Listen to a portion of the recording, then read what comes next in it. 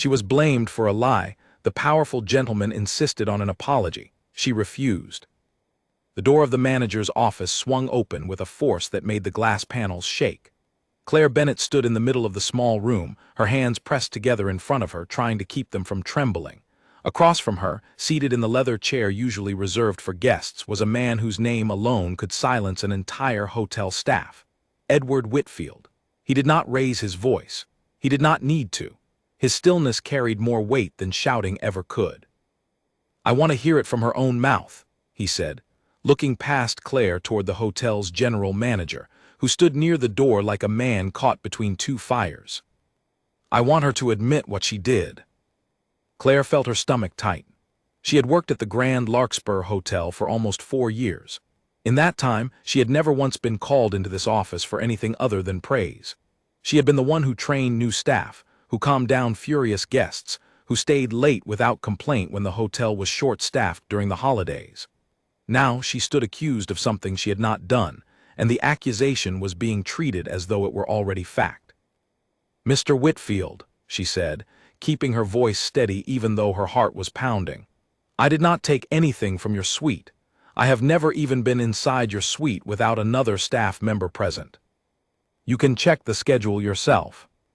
He turned his head slowly and looked at her the way a man looks at something inconvenient. "The schedule can be changed. Records can be altered. What I know is that my watch is missing, and one of your own colleagues saw you near my door with something in your hand." The room felt smaller with every word he spoke. Claire tried to remember the exact sequence of that morning, searching her memory for anything that could explain how she had become the center of an accusation this serious. She had delivered fresh towels to the housekeeping cart outside his room. She remembered greeting another staff member, Grace Whitmore, in the hallway. She remembered nothing else unusual, nothing that would explain a missing watch worth more than her monthly salary. "I would like to know who this colleague is," Claire said. "I would like to hear exactly what they claim to have seen." The general manager, a nervous man named Harold Pierce, cleared his throat. "Claire, this isn't the time to demand names. Mr. Whitfield is one of our most valued guests. His family has held events here for over a decade. We need to handle this carefully." "Handling it carefully," Claire said, "should mean finding out the truth before deciding who is guilty." Whitfield's jaw tightened. He was a man used to being agreed with, not questioned. He stood from the chair, adjusted his jacket, and stepped closer to her, though he kept enough distance to remain composed. "I am not interested in a debate. I am interested in resolution. My associates are downstairs waiting for a business dinner I was supposed to attend an hour ago. Instead, I am standing here dealing with a member of your staff who has embarrassed me in front of people whose respect I have spent years earning." "I understand that this is frustrating for you," Claire said carefully, "but I did not take your watch. I refuse to say that I did just to make this conversation easier." For a moment, something flickered across Whitfield's face, something that might have been surprise. Most people who worked for him, or under any authority connected to him, learned quickly that resistance was pointless. He was used to problems disappearing the moment he expressed displeasure. Claire's calm refusal was not something he had prepared for. "You misunderstand the position you are in," he said. "I am not asking you to confess to a crime in front of the police. I am asking for a simple apology, an acknowledgement that mistakes happen, that perhaps in a rush you set something down and forgot where. That is all. A few words and this entire matter can be closed quietly. No police, no formal report, nothing that follows you for the rest of your career." Claire looked at him for a long moment. She understood exactly what he was offering. A way out that required her to lie about herself in order to protect his reputation and end his inconvenience. It was, in its own strange way, generous. It was also completely unacceptable. "I cannot apologize for something I did not do," she said. "I understand you want this resolved quickly, and I am sorry for the trouble this has caused you truly. But I did not touch your watch, and I will not say otherwise." Harold Pierce stepped forward, his hands raised slightly as though trying to physically hold the tension in the room apart. "Claire, please, think about this. Mr. Whitfield is offering you a way to avoid a formal investigation. If this goes further, it could mean police involvement, suspension, possibly worse. Then let it go further, Claire said, because I will not lie. The words hung in the air. Whitfield studied her for a long moment, his expression unreadable, and then he turned to Harold. Suspend her, pending investigation. I want security footage reviewed. I want statements taken from every staff member who was on this floor this morning. And I want this resolved before I leave the city on Thursday. Of course, Mr. Whitfield, Harold said quickly. I will handle it personally. Whitfield walked toward the door, then paused and looked back at Claire one final time. You have a chance to make this easy on yourself. I suggest you take it before it becomes something much harder to walk away from. He left without waiting for a response. The door closed with a soft click that somehow felt louder than if he had slammed it. Claire stood alone with Harold, who would not quite meet her eyes. I need your badge, he said quietly, just until this is sorted out. It's procedure. Claire reached into her pocket and handed over the small plastic card that had been her identity within these walls for 4 years. Her hand did not shake as she passed it to him, though inside she felt as though the ground beneath her had shifted. Harold, she said, you know me. You have known me since I started here. Do you honestly believe I would steal from a guest? He hesitated, and that hesitation told her more than any answer could have. It isn't about what I believe, Claire. It's about what Mr. Whitfield believes and what the owners will decide once they hear his version of events. So the truth doesn't matter, she said, only his opinion of the truth. That's not fair, Harold said, though his voice lacked conviction. There will be an investigation. If you're innocent, it will show. Claire almost laughed at the absurdity of his reassurance, though nothing about the situation was funny. She had seen how hotels like this one worked. She had seen wealthy guests treated with a kind of reverence that bordered on worship, their complaints elevated above evidence, their comfort placed above the well-being of the people who served them. She understood, in that moment, that the coming days would test her in ways she had never been tested before. She left the office and walked down the long hallway toward the staff area, aware of the eyes that followed her. Word had already spread. She could see it in the way her coworkers glanced at her and then quickly looked away, in the way conversations stopped when she passed. Among them, standing near the linen closet with an expression that was almost too composed, was Grace Whitmore. Grace was newer to the hotel, having joined only 8 months earlier, but she had quickly become known for her ambition.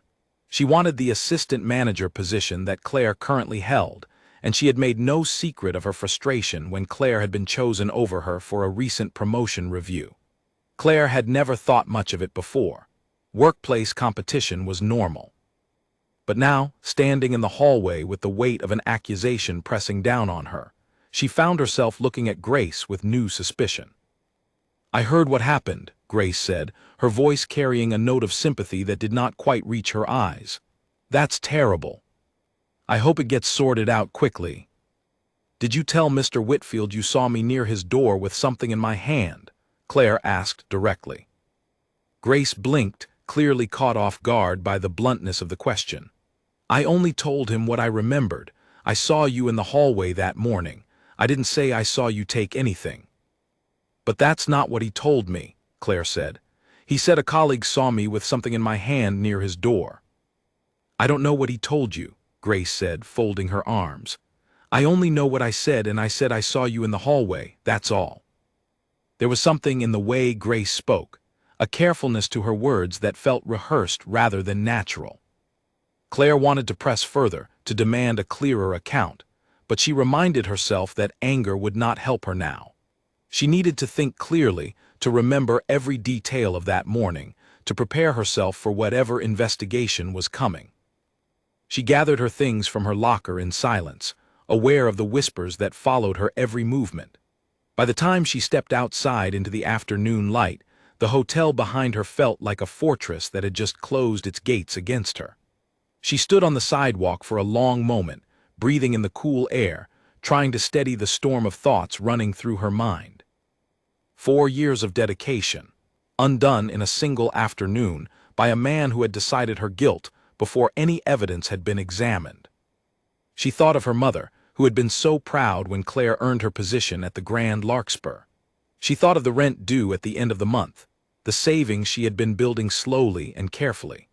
All of it now hung in the balance because a powerful man wanted an easy resolution, and a coworker had told a story that did not quite add up. As she walked toward the bus stop, her phone buzzed in her pocket.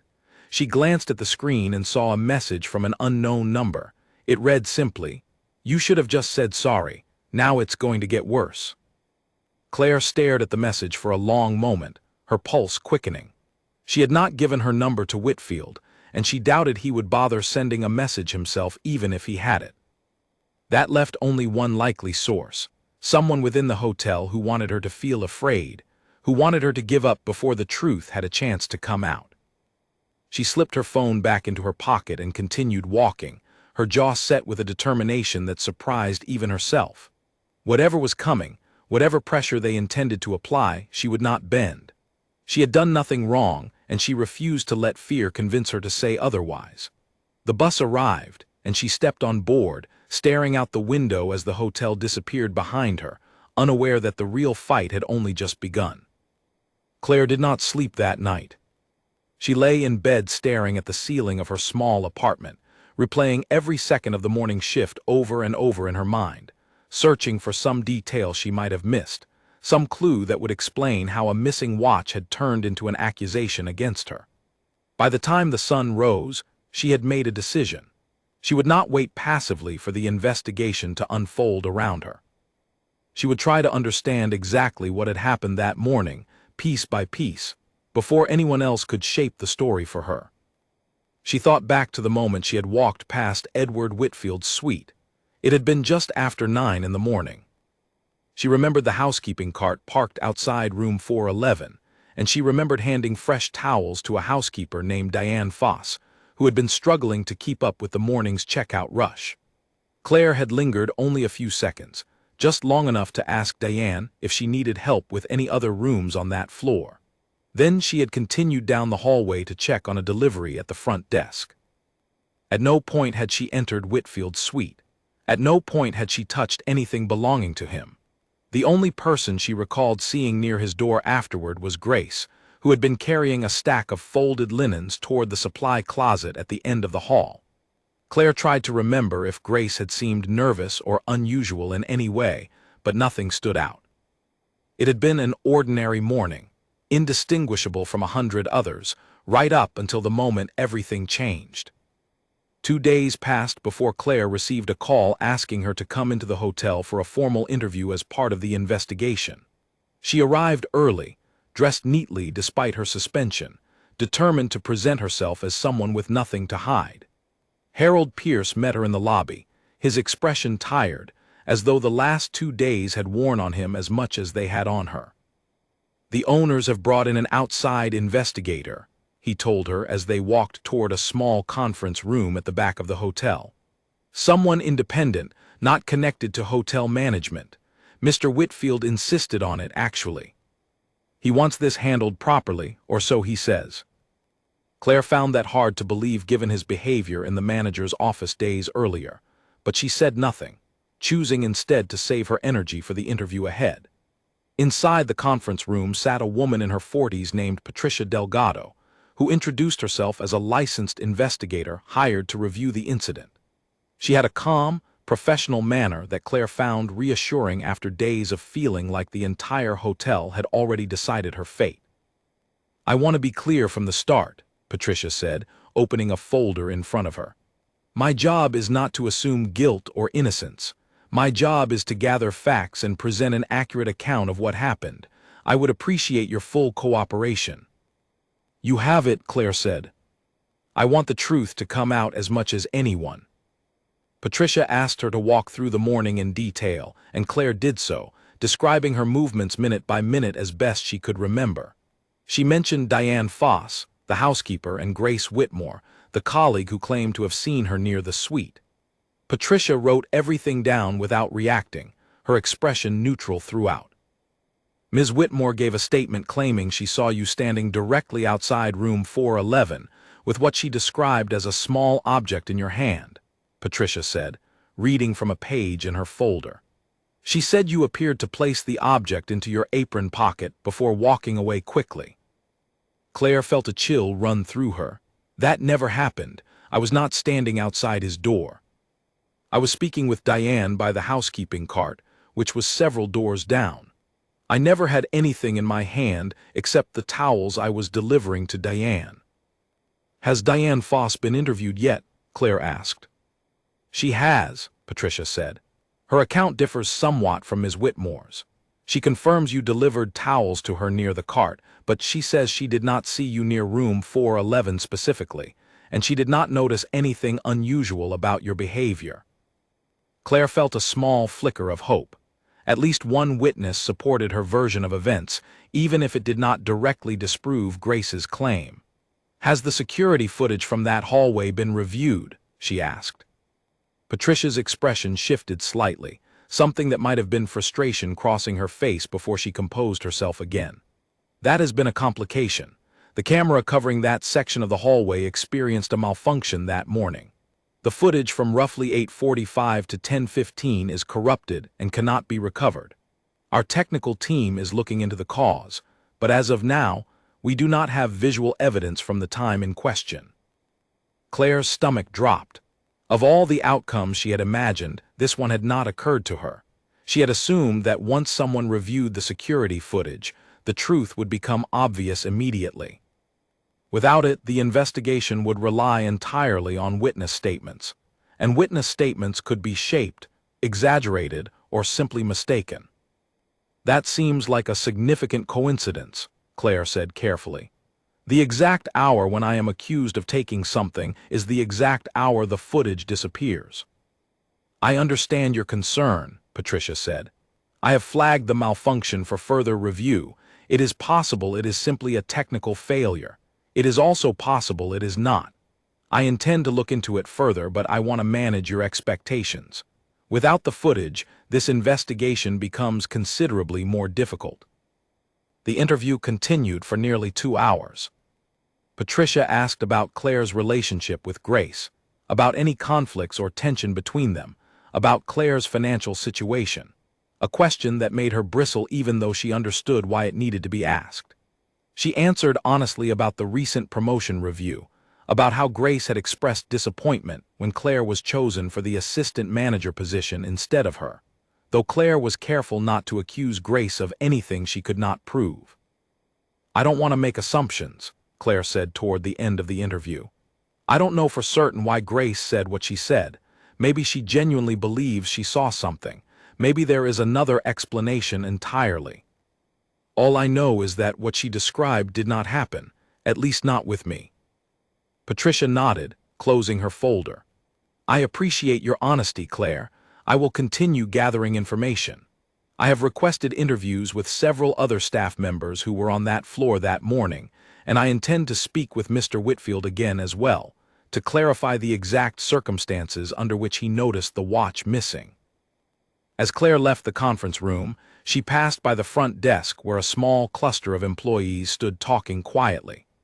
They stopped the moment they noticed her, the same way people had stopped days earlier, and Claire felt the familiar sting of being treated as guilty before any conclusion had been reached. She kept her head up and walked past them without acknowledging the silence, refusing to let their assumptions weigh her down more than they already had. Outside, she found Diane Foss waiting near the staff entrance, her arms wrapped around herself against the chill of the morning air. I wanted to catch you before you left, Diane said. I heard they interviewed you today. I hope my statement helped. It did, Claire said. Thank you for telling the truth. Diane glanced around, as though checking to see if anyone was listening, and lowered her voice. I need to tell you something, and I don't know if it matters, but it's been bothering me. That morning, before you came by with the towels, I saw Grace near room 411. She was standing there for a while, longer than she needed to be if she was just walking past with linens. I didn't think anything of it at the time. It's not unusual for housekeeping staff to be in that hallway, but after everything that happened, I keep thinking about it. Claire felt her pulse quicken. Did you tell the investigator this? I mentioned that I saw her in the hallway, Diane said, but I didn't emphasize how long she was standing there because at the time I didn't think it was important. I should have said more. I'm sorry. You can still tell her, Claire said. It's not too late. If you remember something new, you can go back and add it to your statement. Diane nodded, though she looked uncertain. I will. I just don't want to get pulled into something that isn't my business. Grace has a temper when she feels threatened, and I have to work with her every day. Claire understood the fear in Diane's voice. It was the same fear that had likely kept other employees quiet, the fear of becoming a target themselves, of drawing the attention of someone with influence or someone willing to retaliate. She did not want to pressure Diane into anything, but she also could not ignore what she had just heard. I understand if you're worried, Claire said gently, but please think about it. The truth matters more than any of us being comfortable. Diane promised to consider it, and the two women parted ways. Claire walked toward the bus stop once more, her mind racing with the new information. Grace standing outside the room for longer than necessary. The security footage mysteriously corrupted during the exact window in question. A watch that had gone missing under circumstances that no longer felt like a simple misunderstanding.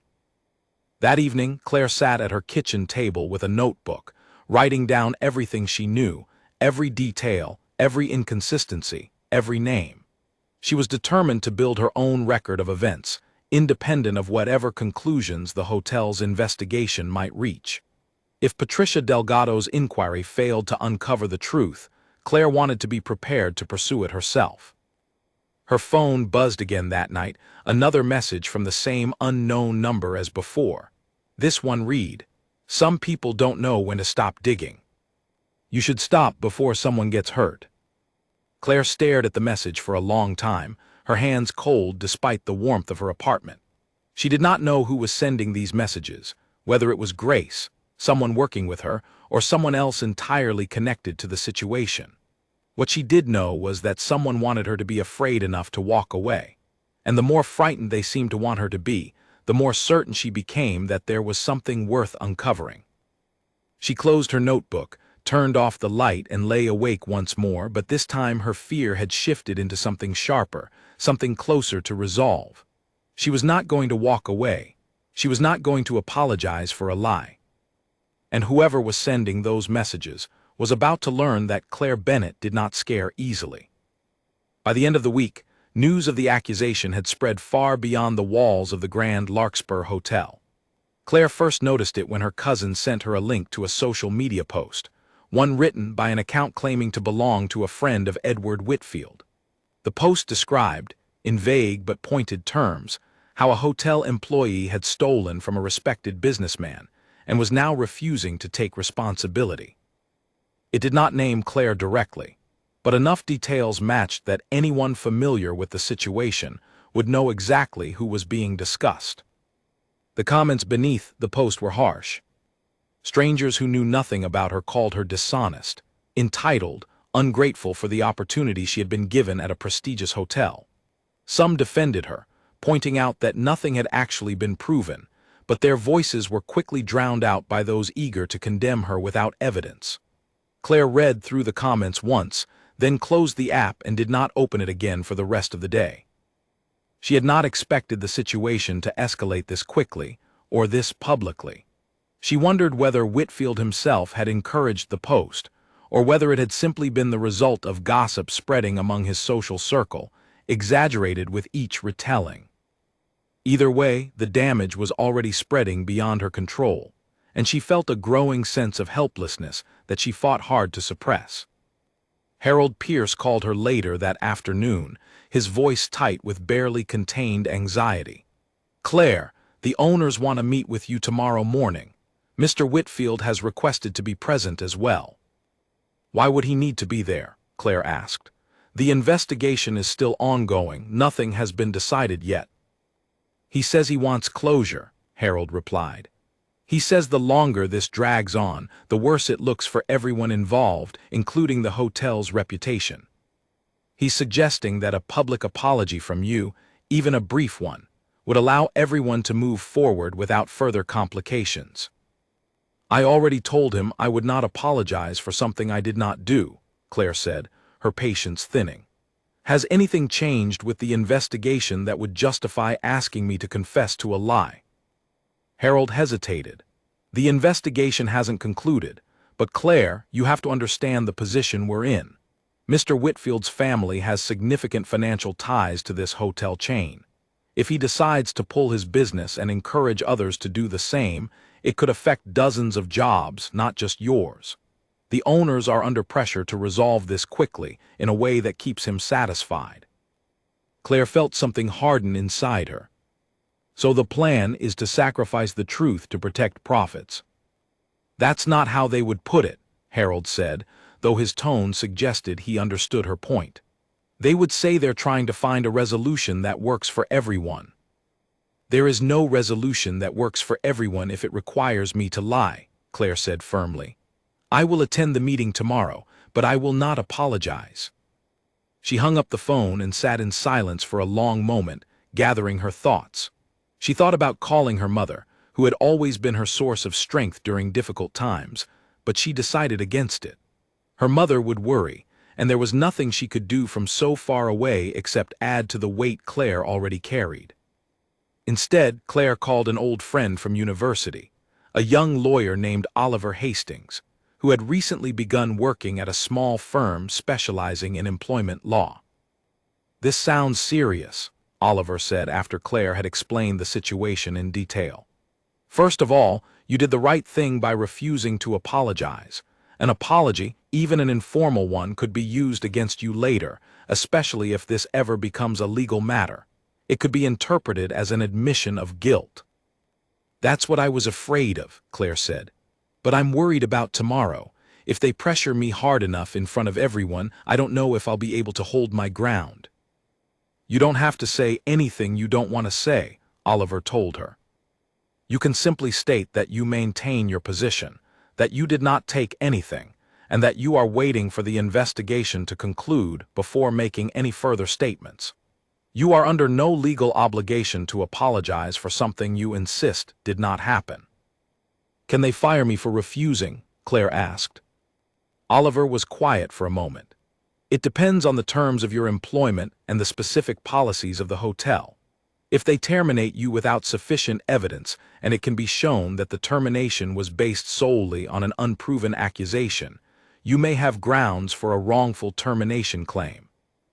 I would need to review your employment contract to give you a more precise answer, but generally speaking, an employer needs more than an unverified accusation to justify dismissal, especially after 4 years of good standing.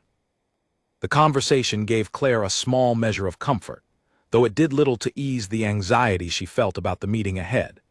She spent the rest of the evening reviewing her notes, preparing herself mentally for whatever pressure she might face, reminding herself over and over that the truth was on her side, even if the truth was currently buried beneath assumptions and unproven claims. The next morning, Claire arrived at the hotel dressed professionally, her notebook tucked into her bag alongside a folder containing copies of her employment record, her performance reviews, and anything else she thought might support her case. She was led to a large conference room on the top floor, one typically reserved for board meetings and important negotiations. Inside sat 3 people she recognized as the hotel's owners, along with Harold Pierce, Patricia Delgado, and seated at the far end of the table with his arms crossed, Edward Whitfield. "Thank you for coming, Claire," said the eldest of the owners, a woman named Margaret Ashworth, who had built the Grand Larkspur chain from a single property decades earlier. "We wanted to discuss the current status of this situation and find a path forward that serves everyone's interests."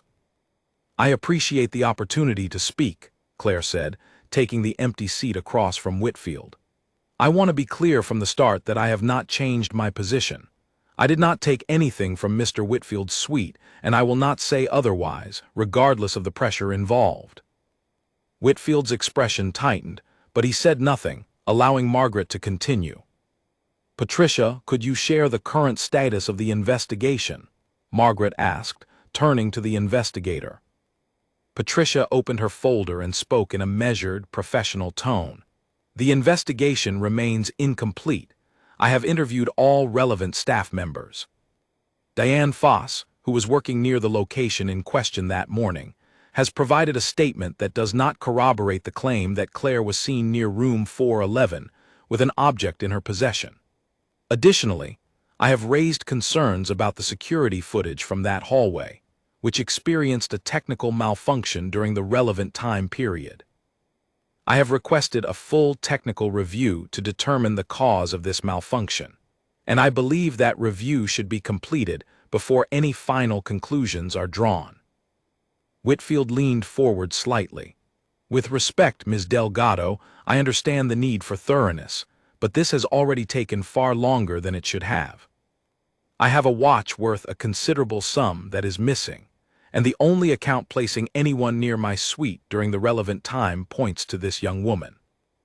One witness's account, Patricia said calmly, which conflicts with another witness's account. I would be doing a disservice to this investigation if I drew conclusions based on incomplete or contradictory evidence. And in the meantime, Whitfield said, his voice rising slightly, my reputation continues to suffer. People are asking questions. My associates want to know why I am still dealing with this matter days later. I came here today hoping for a resolution, not more delays. Margaret raised a hand gently, attempting to steady the tension building in the room. Mr. Whitfield, we understand your frustration and we value your relationship with this hotel. But we also have an obligation to our employees and to the truth. We cannot ask Claire to admit to something without sufficient evidence, simply to expedite matters. I am not asking for a criminal confession, Whitfield said, his patience visibly thinning. I am asking for basic courtesy, an acknowledgement that mistakes happen, an apology that would allow both of us to move forward with dignity. Is that truly so much to ask?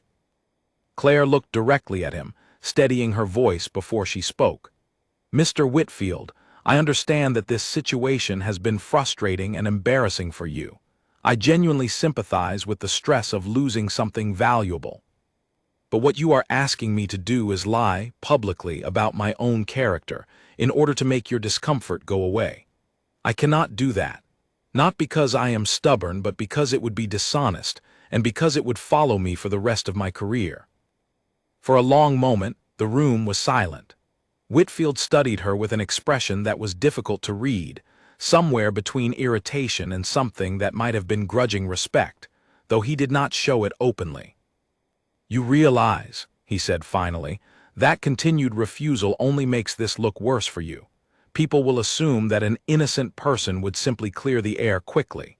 Silence and defiance are often mistaken for guilt. I understand that perception can be unfair, Claire said. But I would rather be misunderstood while telling the truth than accepted while telling a lie. Margaret Ashworth glanced between the two of them, then addressed the room. I think it's clear that we are not going to reach a resolution today through pressure alone. I propose that we allow the investigation to continue with a firm deadline. Patricia, how long would you need to complete the technical review of the security footage and finalize your findings? 5 business days, Patricia said. Perhaps fewer if the technical team cooperates fully. Then we will reconvene in 5 days, Margaret said. Claire will remain on suspension during this period with full pay, as this is a precautionary measure rather than a punitive one. Mr. Whitfield, I would ask for your patience during this time. We want to resolve this correctly, not simply quickly. Whitfield did not look satisfied, but he nodded stiffly, gathering his belongings as he stood. Before leaving, he paused beside Claire's chair, lowering his voice so that only she could hear. You are making a mistake, he said quietly. I have resources you cannot imagine and patience that is wearing thin. 5 days from now, I expect this to end favorably for me, one way or another. Claire met his eyes without flinching. The truth doesn't change based on how much patience you have, Mr. Whitfield. He held her gaze for a long moment, then turned and walked out of the room without another word. Claire exhaled slowly once the door closed behind him, aware that her hands were trembling slightly despite her outward composure. She had held her ground, but she understood now, more clearly than ever, that the coming days would determine far more than just her job. They would determine whether the truth still mattered in a world where power so often decided what was believed. The 5 days that followed were some of the longest of Claire's life. Without work to occupy her mornings, she found herself pacing her small apartment, checking her phone constantly for updates that never came quickly enough. She used the time to keep building her own record of events, calling former colleagues, reviewing old schedules, anything that might help her understand what had truly happened that morning in the hallway outside room 411. On the second day of waiting, she received an unexpected visit from Diane Foss, who arrived at her apartment looking pale and anxious. "I need to talk to you," Diane said as Claire let her inside. "Something happened yesterday that I think you should know about." Claire led her to the small kitchen table and offered her a cup of tea, which Diane accepted with shaking hands. "What happened?" "Grace came to see me after my shift," Diane said. "She wanted to know exactly what I had told the investigator. She seemed nervous, more nervous than I've ever seen her. She kept asking if I mentioned seeing her standing outside the room for a long time, and when I told her I had added that detail to my statement, she got upset. She said I was making things difficult for both of us, that I should be careful about what I say because accusations can go both ways." Claire felt a chill settle over her. "Did she threaten you directly?" "Not exactly," Diane said, "but it felt like a warning. She mentioned that housekeeping staff sometimes get blamed for missing items too, and that maybe I should think carefully about whose side I wanted to be on before this was over." Claire's mind raced. If Grace was pressuring witnesses, it suggested she had far more to hide than a simple misunderstanding. It also meant that whoever had sent Claire the threatening messages might be closer to the truth than she had initially suspected. She thought again about Grace's disappointment over the failed promotion, about how quickly she had positioned herself as a witness against Claire, about the unusual length of time she had spent near Whitfield's door that morning. "Diane, I need to ask you something, and I want you to be honest with me," Claire said. "Do you think Grace could have taken the watch herself?" Diane hesitated, wrapping her hands more tightly around the warm cup in front of her. "I don't want to accuse anyone of something so serious without being sure. But if I'm being honest, the way she's been acting doesn't seem like someone who is simply nervous about being involved in a difficult situation. It seems like someone who is afraid of being caught." The words settled heavily in the room. Claire thanked Diane for coming forward and encouraged her to report the conversation to Patricia Delgado immediately, emphasizing that witness intimidation, if that was what this amounted to, was a serious matter that needed to be documented. Diane agreed, though she remained visibly frightened about the consequences of speaking up. After Diane left, Claire sat alone at her kitchen table, staring at the notebook where she had recorded every detail of the case so far. She thought about calling Oliver Hastings again, but decided instead to focus her energy on something more immediate. If Grace had indeed taken the watch, there had to be some trace of it somewhere, some evidence beyond witness statements that could prove it conclusively. She thought back to the layout of the hotel, to the supply closet where housekeeping staff stored linens and cleaning materials, the same closet Grace had been walking toward with folded linens on the morning in question. It occurred to Claire that if Grace had taken something valuable and needed a place to hide it temporarily, the supply closet, with its constant traffic and countless hiding spots among shelves and carts, would have been a convenient location.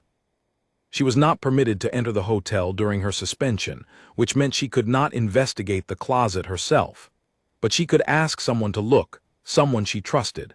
She called Diane back that evening. "I don't want to put you in a difficult position," Claire said carefully, "but is there any chance you could take a careful look around the supply closet on the 3rd floor? Not to search through anything that isn't yours to search, just to notice if anything seems unusual, anything that shouldn't be there." Diane was quiet for a long moment. "I can look. I won't touch anything, but I can look." 2 days later, on the morning of the scheduled meeting to review the investigation's findings, Diane called Claire before she had even left for the hotel.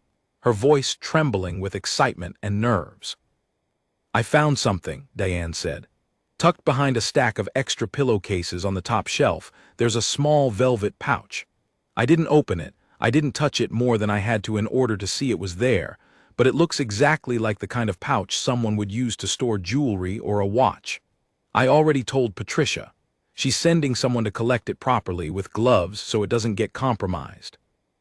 Claire's heart pounded with a mixture of relief and disbelief. After days of feeling as though the truth might never surface, a single piece of physical evidence had the potential to change everything. She thanked Diane repeatedly, urging her to stay calm and let the investigators handle the rest properly, resisting the urge to rush to the hotel herself and see the pouch with her own eyes. She arrived for the scheduled meeting that afternoon with a mixture of hope and caution, unwilling to let herself believe the situation was resolved until she heard it confirmed directly.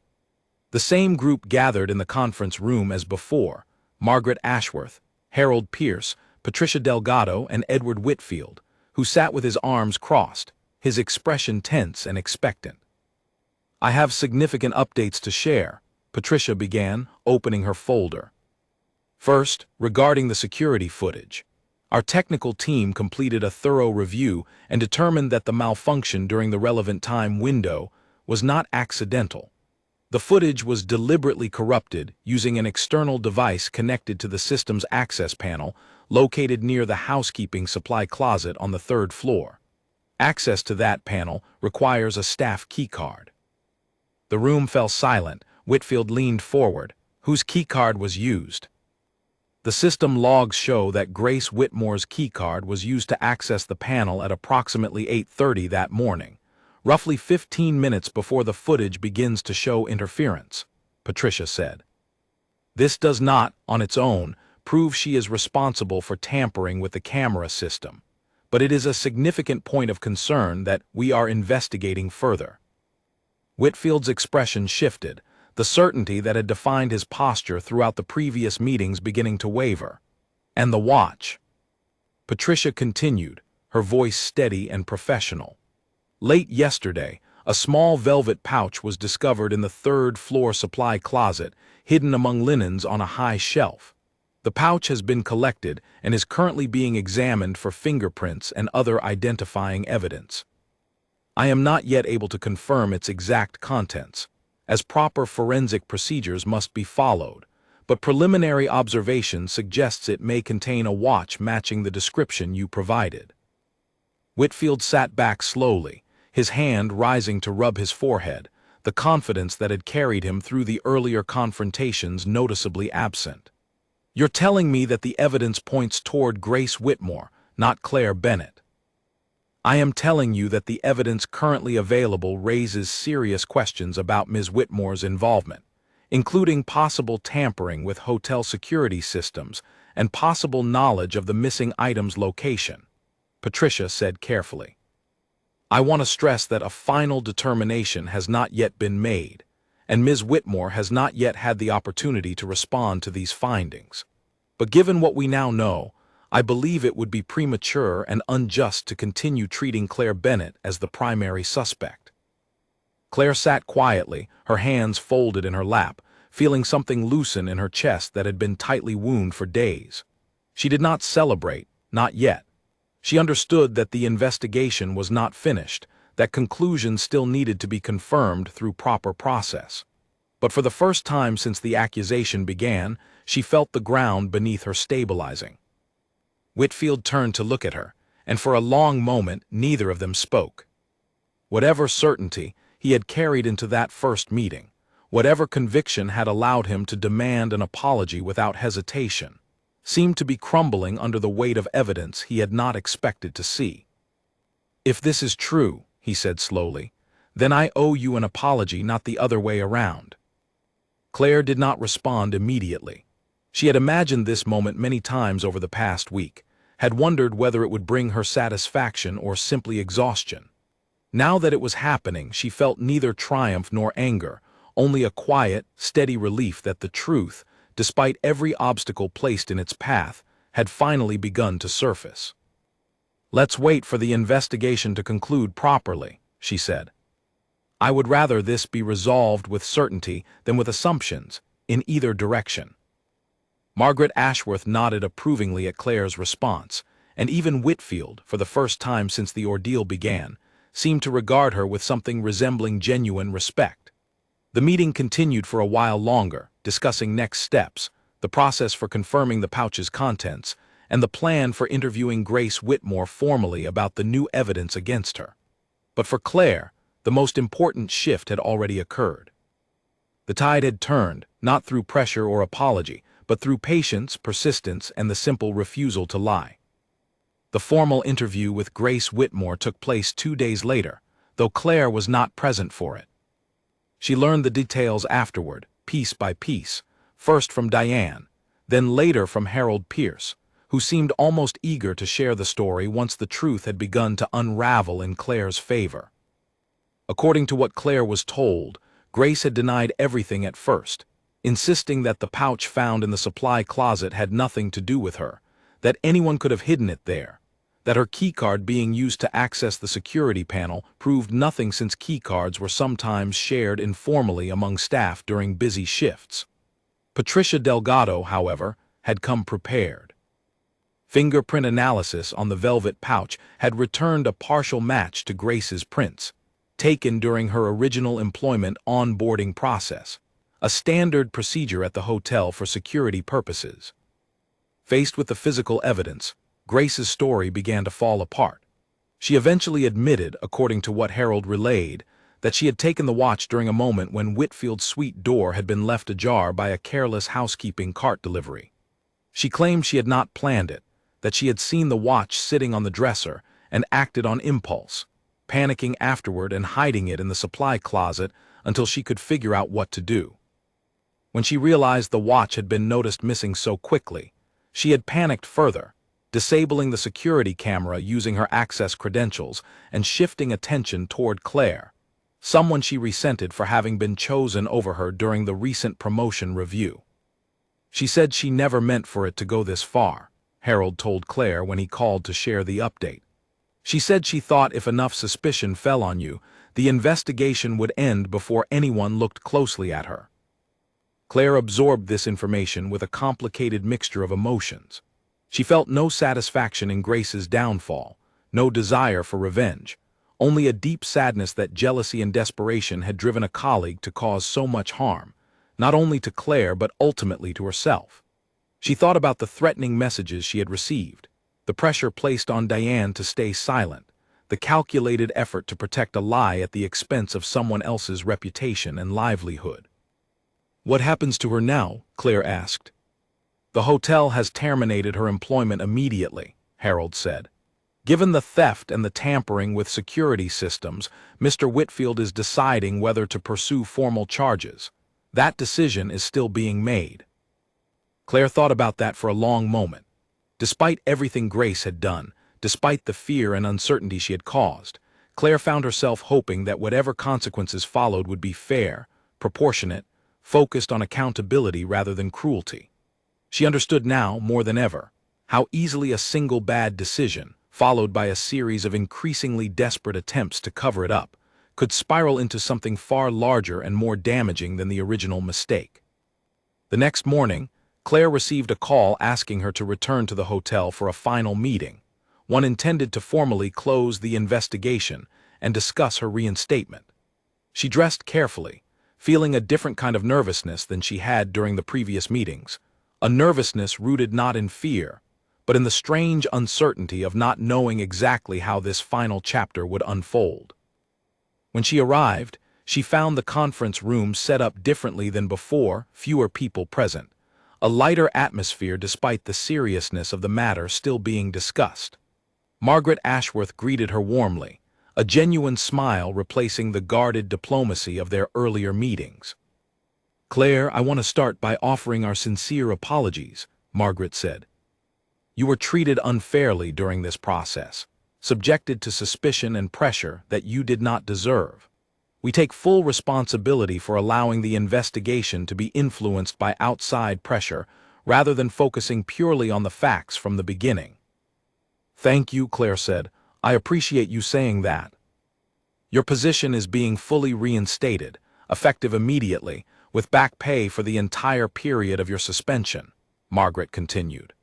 Additionally, given the circumstances, and given your composure and integrity throughout this ordeal, the board has voted to offer you a promotion to full hotel manager, a position that recently became available. We believe you have demonstrated exactly the kind of character we want leading this property. Claire had not expected this, had not allowed herself to imagine anything beyond simply clearing her name. The offer left her momentarily speechless, a wave of emotion rising in her chest that she had to work hard to keep in check. I don't know what to say, she admitted. Thank you, I accept gladly. As the meeting continued, discussing the details of her new role, the door opened and Edward Whitfield stepped inside, looking notably different from the man who had first confronted her weeks earlier. His posture was less rigid, his expression less commanding, replaced by something that looked almost like humility, an emotion Claire suspected did not come naturally to him. I asked if I could speak with you privately before you leave today, he said, addressing Claire directly. Margaret nodded, and the others excused themselves quietly, leaving Claire and Whitfield alone in the large conference room. For a long moment, neither of them spoke. Whitfield seemed to be searching for words, an unusual state for a man so accustomed to commanding every conversation he entered. I owe you an apology, he said finally. A real one, not the kind I demanded from you when I believed, wrongly, that you had wronged me. I let my frustration and my pride cloud my judgment. I assumed guilt based on convenience rather than evidence, and I used my influence to pressure you into confirming something that was never true. That was wrong of me, and I am sorry. Claire studied him for a moment before responding. I appreciate you saying that, Mr. Whitfield. It took courage to admit. I have spent my life in situations where people rarely challenge me, he continued. Most people, when faced with someone like me applying pressure, find it easier to simply agree, to smooth things over rather than risk the consequences of resistance. You did not do that. You held your ground even when it would have been far easier not to, even when it cost you your job temporarily and your peace of mind for weeks. I respect that more than I think you realize. I couldn't apologize for something I didn't do, Claire said simply. No matter how much pressure was involved, it wasn't about courage, really. It was just about not being able to live with a lie. Whitfield nodded slowly. Still, it was courage, whether you see it that way or not. Most people would have folded under the kind of pressure I applied. You didn't. And because you didn't, the truth eventually came out, which is more than I can say would have happened if you had simply given me the apology I demanded. He extended his hand, and Claire shook it, feeling the strange symmetry of the moment, the same gesture that might have accompanied a forced confession weeks earlier now, representing something far more genuine. I've decided not to pursue formal charges against Ms. Whitmore, Whitfield said as he prepared to leave. The hotel has terminated her employment, and I believe that consequence, combined with the loss of her professional reputation, is sufficient. I have no desire to see someone's life further destroyed over a moment of poor judgment, even one as serious as this. Claire found herself surprised by this decision, though she understood the reasoning behind it. That seems fair, she said. I also want you to know, Whitfield added, pausing at the door, that I intend to continue staying at this hotel, given its excellent management. I look forward to seeing how you lead it.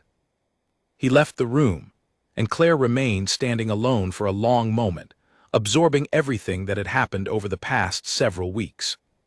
The accusation, the suspension, the threats, the investigation, and now, finally, vindication and unexpected reward. She thought about how close she had come to simply giving in, to offering the easy apology that would have ended the confrontation quickly, but would have left a lie standing in place of the truth for the rest of her career. She gathered her things and walked out into the hotel lobby, where familiar faces greeted her with warmth that had been absent during the weeks of suspicion. Diane approached her first, embracing her tightly. I'm so glad this is over, Diane said. I'm so proud of you for not giving up. I couldn't have done it without you, Claire told her honestly. Your willingness to speak up made all the difference. As Claire walked through the lobby toward her new office, the same hallways that had felt so hostile weeks earlier now felt like home again. The weight of suspicion lifted, replaced by a quiet, hard-earned sense of justice. She understood that the experience had changed her, had taught her something about the cost and the value of standing firm in the truth, even when everything around her pressured her to bend. Claire's first weeks as full manager of the Grand Larkspur Hotel were not the peaceful transition she had hoped for. Within days of her promotion becoming public knowledge, the same social media accounts that had once condemned her began circulating a different narrative, one that painted Claire as someone who had used connections and manipulation to secure a position that should have gone to someone else. Claire suspected, though she could not prove it, that the source of these new rumors was connected to Grace, who had grown increasingly bitter since her termination. The messages started again as well, this time not threatening but accusatory, claiming that Claire had somehow orchestrated the entire investigation to eliminate a rival and steal a promotion for herself. Claire read through a handful of them before deciding, once again, that engaging with anonymous accusations would only give them more power than they deserved. Still, the timing worried her. A hotel manager's reputation depended heavily on public trust, and rebuilding trust that had been damaged once already felt like starting from behind rather than from a place of stability. Margaret Ashworth called Claire into her office one afternoon, holding a printed copy of an article that had appeared on a local business gossip website, one with a modest but active readership among people connected to the hospitality industry. "I want you to see this before it spreads further," Margaret said, sliding the paper across the desk. Claire read the headline first. Former employee claims wrongful termination amid promotion controversy at Grand Larkspur Hotel. The article, credited to an anonymous source, quoted someone identified only as a former staff member, alleging that the entire theft investigation had been staged to remove a competitor for a management position, and that hotel leadership had ignored evidence in favor of a predetermined outcome. "This is Grace," Claire said quietly, setting the paper down. "It has to be." "We can't prove that yet," Margaret said, "but the timing and the details strongly suggest it. She's threatening legal action for wrongful termination, and this article seems designed to build public sympathy before any formal claim is filed." Claire felt a familiar tightness returning to her chest, the same anxious pressure she had experienced weeks earlier when the original accusation first surfaced. She had believed, perhaps naively, that once the truth came out, the matter would be settled permanently. Now she understood that some conflicts did not end simply because the facts had been established. Some people continued fighting even after losing, unwilling to accept a version of events that did not favor them. "What does this mean for the hotel?" Claire asked. "For me." "It means we need to be prepared," Margaret said. "I've already contacted our legal team. The evidence against Grace, the fingerprints on the pouch, the security system tampering linked to her keycard, her own admission during the investigation interview, is substantial. Any wrongful termination claim she files is unlikely to succeed. But that doesn't mean the process won't be uncomfortable, or that public opinion won't shift temporarily while the claim is being reviewed." Claire thought about Oliver Hastings, the lawyer friend who had advised her during the original investigation, and decided to call him again for guidance. He listened carefully as she explained the new developments, occasionally asking clarifying questions about the specific evidence involved. "This sounds like a fairly weak claim on Grace's part," Oliver said once Claire had finished. "Wrongful termination cases require showing that an employee was fired without just cause, or in violation of specific protections. Given that there's documented evidence of theft, evidence tampering, and even a recorded admission during a formal investigation, it would be very difficult for her to succeed. My guess is she knows this too, which is why she's focused on public opinion rather than legal strength. She's hoping to pressure the hotel into some kind of settlement to avoid negative publicity, rather than actually winning in court." "So what should we do?" Claire asked. "Don't panic and don't respond publicly to unverified accusations," Oliver advised. Let the hotel's legal team handle any formal claims through proper channels. If she files something official, respond to it factually and let the evidence speak for itself. The worst thing you could do right now is engage emotionally with anonymous online accusations. That only gives them oxygen. Claire took his advice seriously, focusing her energy instead on her new responsibilities as manager, determined not to let the resurfacing controversy distract her from doing her job well. She worked long hours, familiarizing herself with every aspect of hotel operations, building relationships with staff who had once treated her with suspicion, but now regarded her with a mixture of respect and quiet admiration for how she had handled the entire ordeal. Diane became one of her closest allies during this period, someone Claire could trust completely, someone who had proven her loyalty when it mattered most. The two women often spoke during quiet moments in the hotel, discussing not only work matters but the strange, difficult journey that had brought them to this point. "Do you think she'll actually go through with legal action?" Diane asked one evening, as they reviewed staffing schedules together in Claire's new office. "I don't know," Claire admitted. "Part of me hopes she simply moves on, finds a way to rebuild her life without continuing to fight a battle she's unlikely to win. But another part of me worries that pride will keep her going, even if the outcome is predictable." As it turned out, Grace did file a formal complaint 2 weeks later, alleging wrongful termination and defamation, claiming that the hotel had rushed to judgment without properly investigating alternative explanations for the missing watch.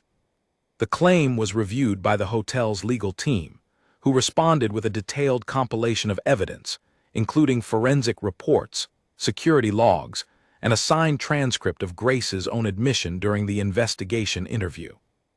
The legal process moved slowly, as such matters often do, but within a month, Grace's claim was formally dismissed, the evidence against her deemed overwhelming and largely uncontested even by her own legal representation, who had reportedly advised her against pursuing the matter further given the strength of the case against her. The dismissal received a small amount of coverage in the same local publication that had first reported the accusation, though with considerably less attention than the original story, as tends to happen when a controversial claim collapses under scrutiny. Claire read the update quietly at her desk one afternoon, feeling a complicated mixture of relief and sadness.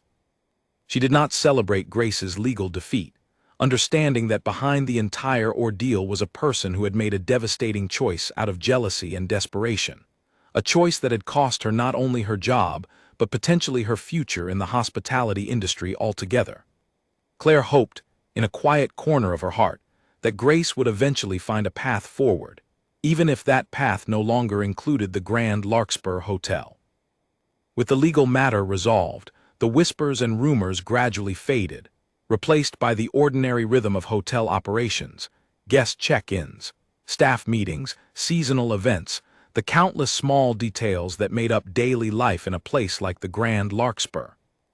Claire settled into her role more fully, earning the trust of her staff through consistency and fairness, building a reputation not as someone who had survived a scandal, but as someone who led with integrity precisely because she had been tested and had not broken under pressure.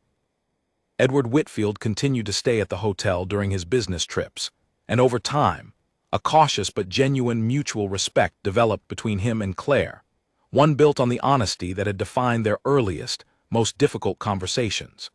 He never again demanded anything from her that conflicted with the truth, and she never again had reason to doubt his sincerity, though she remained careful, remembering how quickly his certainty had once turned against her. Months passed, and the incident that had once threatened to end Claire's career slowly transformed into something else entirely, a defining chapter in her professional story, one that had ultimately proven her character rather than diminished it. She often thought back to that first terrifying meeting in Harold's office, to the moment she had refused to apologize despite every pressure pushing her toward an easy, dishonest resolution. She understood now, with the clarity that only distance and time could provide, that the refusal had cost her weeks of uncertainty and fear, but had ultimately given her something far more valuable than a quick resolution ever could have. It had given her the truth, intact and undeniable, and a version of herself she could be proud of. Almost a year after the investigation concluded, Claire faced a situation that tested the values she had fought so hard to protect, though this time from the opposite side of the table. A new front desk employee named Nadia Akhafer came to her office one morning, visibly shaken, explaining that a guest had accused her of overcharging his credit card and pocketing the difference, an accusation that carried echoes of Claire's own experience that she recognized immediately. "I would never do something like that," Nadia said, her voice trembling. "I processed his payment exactly as the system instructed. I don't understand where this accusation is coming from." Claire felt a familiar tightness settle in her chest, though this time it was not fear for herself, but a protective instinct born from her own painful experience. "Sit down, Nadia. Tell me everything from the beginning and don't leave anything out." As Nadia explained the situation, Claire listened carefully, asking clarifying questions, taking notes just as she remembered Patricia Delgado doing during her own investigation. The guest in question, a businessman named Gerald Hutton, had checked out that morning and later called claiming his card had been charged twice, insisting that Nadia had processed a duplicate charge intentionally and kept the extra amount for herself, a serious accusation that could have ended Nadia's career before it truly began. "Before we do anything else," Claire said, "I want to review the transaction records myself, and I want to speak with our payment processing team to confirm exactly what happened with this charge." Unlike the chaotic, pressure-filled response that had characterized the early days of Claire's own ordeal, she approached Nadia's situation with calm, methodical fairness. She pulled the transaction logs, which showed clearly that a technical error in the hotel's new payment system had caused a brief duplicate authorization that had automatically reversed within minutes, a common and well-documented glitch that the payment processing team confirmed immediately upon her inquiry. Within hours, Claire had gathered enough evidence to demonstrate conclusively that Nadia had done nothing wrong, that the duplicate charge had been a temporary system error rather than any deliberate action on her part. She called Gerald Hutton personally, explaining the technical issue calmly and professionally, offering a formal apology on behalf of the hotel for any confusion or alarm the temporary charge had caused, while making clear that no employee had acted improperly. Hutton, satisfied with the explanation and the promptness of the response, dropped the matter entirely, even expressing embarrassment for having jumped to conclusions before allowing the hotel time to investigate. Claire thanked him for his understanding and ended the call, then turned to find Nadia standing anxiously in the doorway of her office. "It's resolved," Claire said, offering a reassuring smile. "You did nothing wrong, it was a system error, nothing more." Relief washed visibly over Nadia's face, her shoulders relaxing for the first time since the accusation had been made. "Thank you. I was so scared. I thought I was going to lose my job over something I didn't even do." "I understand that fear better than you might realize," Claire said gently. "I want you to know something important. In this hotel, under my management, no one will ever be asked to apologize for something they did not do, simply because it would be more convenient for someone else. If an accusation is made, we investigate it properly, thoroughly, and fairly before drawing any conclusions. That is a promise I intend to keep for as long as I lead this place." Nadia looked at her with an expression of genuine gratitude, one that reminded Claire of how isolated and unsupported she herself had felt during the early days of her own crisis, when so few people had been willing to stand beside her before the truth was confirmed. She resolved, in that quiet moment, that her own painful experience would continue to shape the culture she built as a leader, ensuring that fairness and patience took precedence over convenience and assumption whenever accusations arose among her staff. Word of how Claire had handled Nadia's situation spread quietly through the hotel over the following weeks, reinforcing the reputation she had been building since her promotion. Employees who had once been hesitant to speak openly around her, wary of the scandal that had surrounded her arrival as manager, began to view her differently, as someone who genuinely protected her staff rather than sacrificing them for the comfort of powerful guests or the convenience of quick resolutions. Harold Pierce, who had remained at the hotel in a reduced administrative role after Claire's promotion, mentioned the shift to her one afternoon as they reviewed quarterly performance reports together. "The staff trust you in a way they never quite trusted me," he admitted, a note of genuine respect in his voice. "I think it's because they know you would never do to them what almost happened to you." Claire considered his words carefully. "I hope that's true. I never want anyone who works here to feel as alone as I felt during those weeks. It nearly broke me, Harold, even though I tried not to show it. The uncertainty, the isolation, wondering if the truth would ever matter more than convenience. I don't want anyone else to go through that if I have the power to prevent it." "You've built something good here," Harold said. "Better than what existed before, honestly. I don't think I handled things well when this all started. I let fear of losing Whitfield's business cloud my judgment about what was right." "We all make mistakes under pressure," Claire said, surprising herself with how easily forgiveness came now, months removed from the anger she had once felt toward him. "What matters is what we learn from them." As the year progressed, Claire's reputation within the broader hospitality industry began to grow beyond the walls of the Grand Larkspur itself. Word of the incident, and more importantly, of how she had ultimately handled both the accusation against her and her subsequent leadership afterward, had circulated among industry professionals, earning her invitations to speak at regional hospitality conferences about ethical leadership and employee advocacy. She accepted these invitations cautiously at first, uncomfortable with the idea of turning her painful experience into a public narrative, but she came to see value in sharing what she had learned, hoping it might help other young professionals facing similar unfair pressure recognize that standing firm in the truth, however difficult, was always worth the cost. During one such conference, held in a large convention center several hours from the city where the Grand Larkspur was located, Claire found herself speaking to a room of nearly 200 hospitality professionals about the importance of thorough, unbiased investigation processes, about the danger of allowing power or convenience to determine outcomes rather than evidence. As she spoke, she noticed a familiar face near the back of the room, listening intently. It was Patricia Delgado, the investigator who had ultimately uncovered the truth behind the original accusation. After the session ended, Patricia approached her, offering a warm handshake. "I wanted to hear you speak," she said. "I've followed your career since our investigation concluded. It's rare to see someone turn such a difficult experience into something so constructive." "I couldn't have done it without your thoroughness," Claire said sincerely.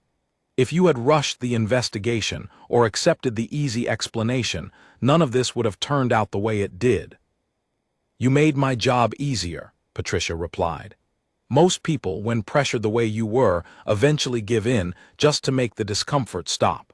Your refusal to do that gave me the time I needed to find the truth. That takes a particular kind of strength that not everyone has." Claire thought about those words often in the weeks that followed, carrying them with her as a quiet source of pride during the ordinary, sometimes challenging work of running a large hotel. She understood now that the strength required to hold firm in the truth was not the loud, dramatic kind often portrayed in stories, but something quieter, steadier, built through countless small decisions made under pressure. Decisions to keep speaking honestly even when silence or agreement would have been easier.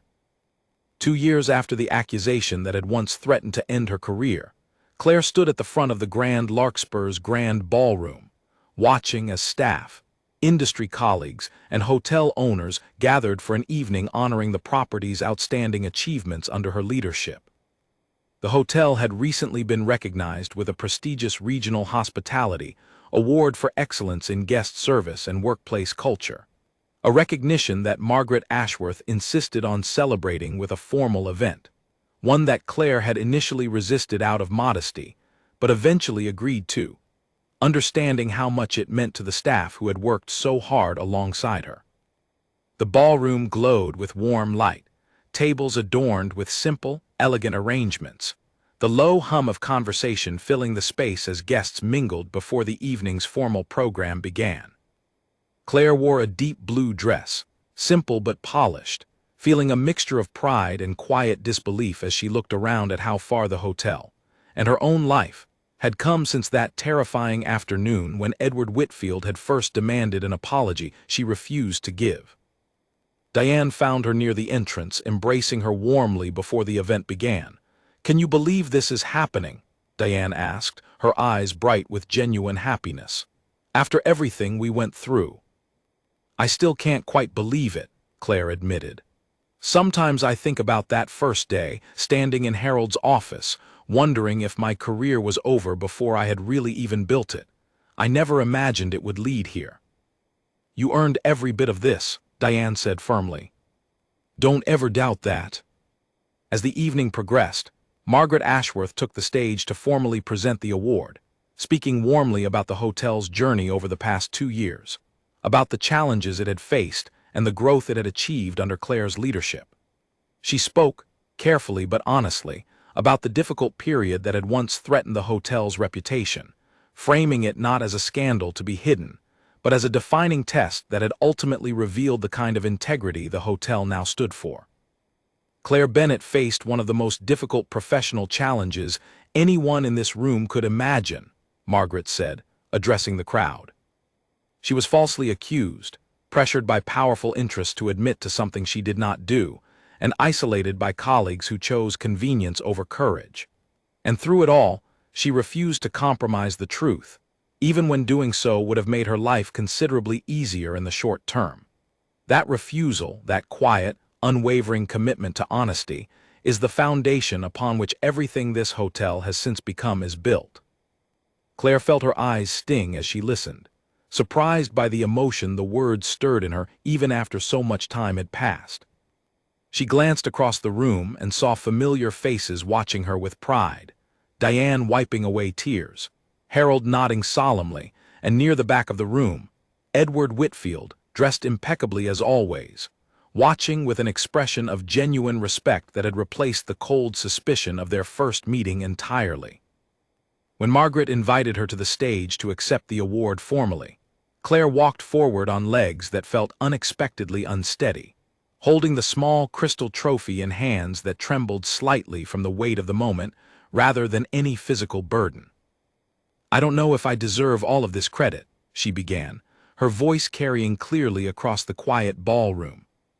"This award belongs to every person in this hotel who chose to tell the truth even when it was difficult, who supported me when supporting me came with risk. It belongs to Diane Foss, who came forward with information that could have made her a target, simply because she believed the truth mattered more than her own comfort. It belongs to Patricia Delgado, who refused to rush an investigation despite enormous pressure to conclude it quickly. And in a strange way, it belongs to everyone who once doubted me, because their doubt taught me something important about how easily fear can be mistaken for evidence, and how important it is to resist that mistake whenever we have the power to do so." She paused, looking out over the crowd, her gaze settling briefly on Whitfield before continuing. 2 years ago, I was asked to apologize for a lie, to make someone else's discomfort disappear by sacrificing my own integrity.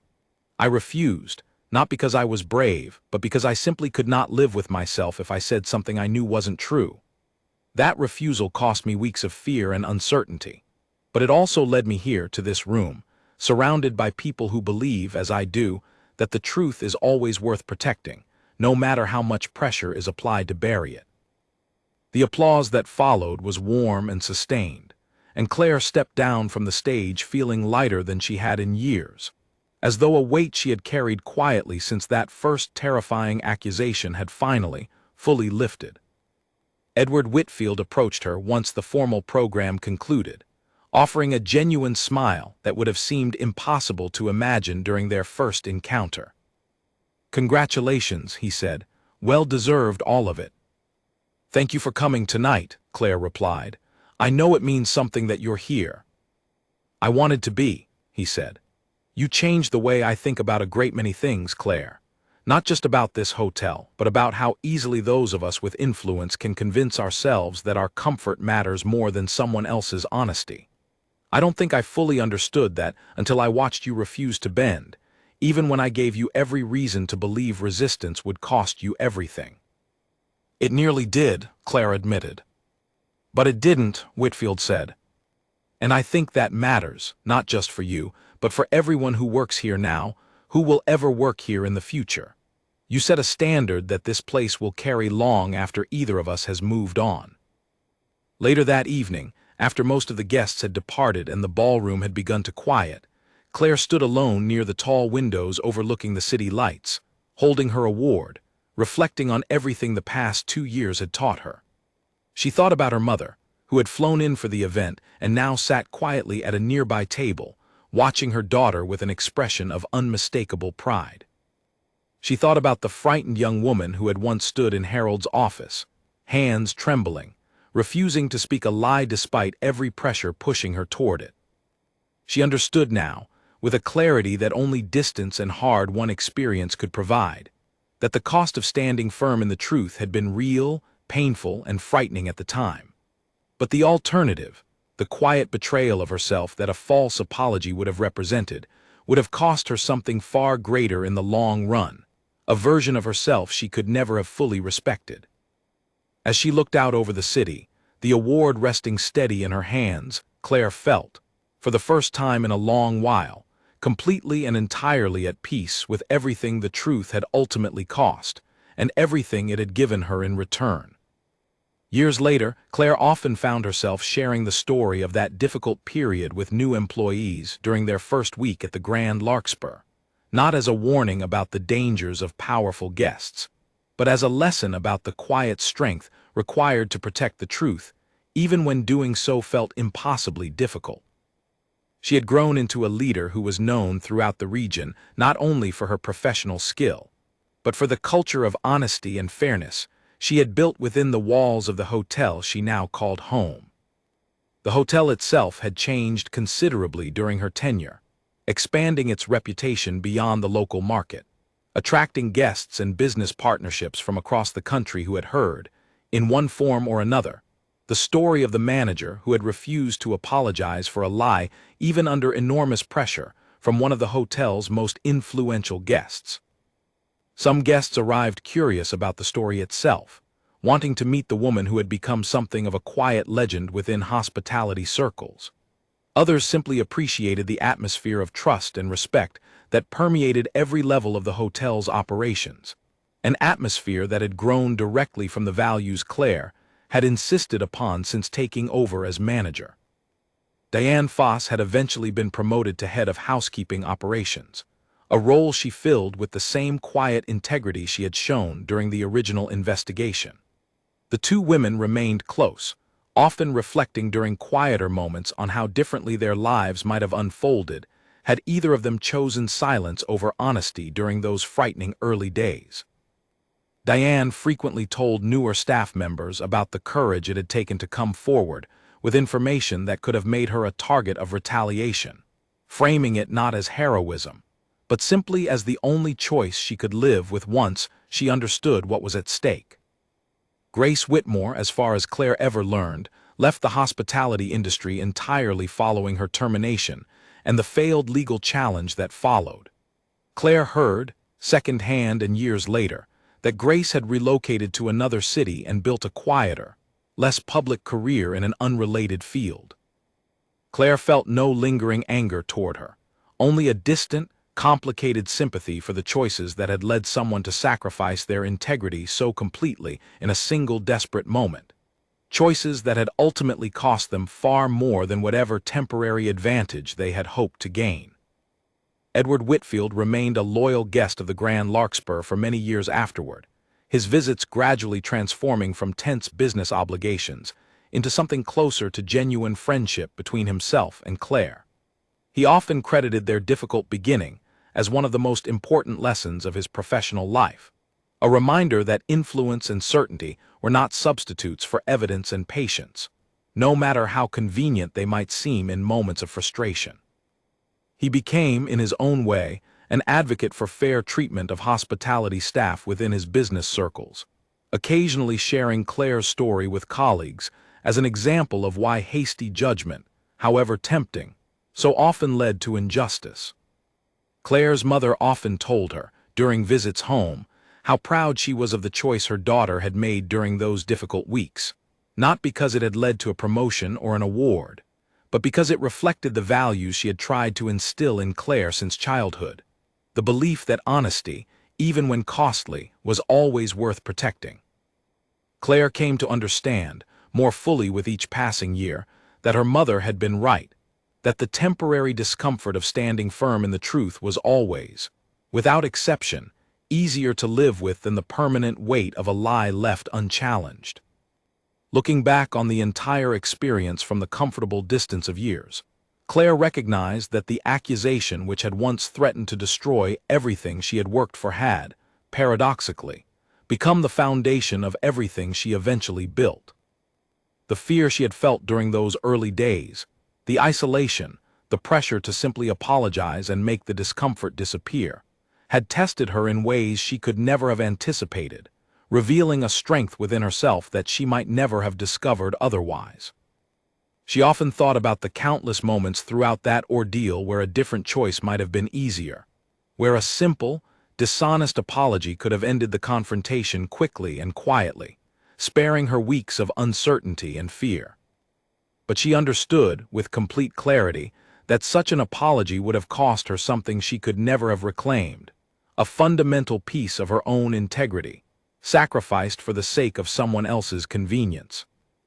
The story of Claire Bennett, the young hotel employee who refused to apologize for a lie despite pressure from a powerful and influential guest, became something of a quiet legend within the hospitality world over the years that followed, told and retold among professionals who valued the reminder it offered.